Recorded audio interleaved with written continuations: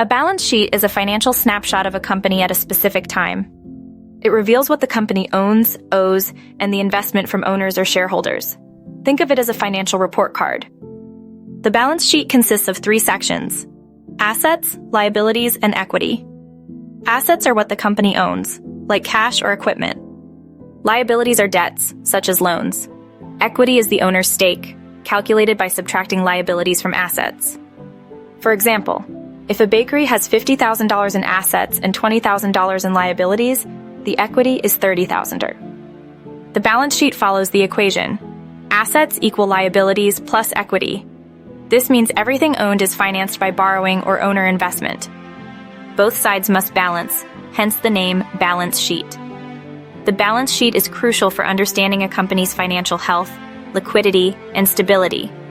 It shows if a company can manage debts, pay short-term bills, and whether it relies too much on debt or has strong equity. To read a balance sheet, focus on big numbers. Are assets growing? That's positive. Are liabilities increasing faster than assets? That's a warning. Is equity positive and growing? That indicates value creation for owners.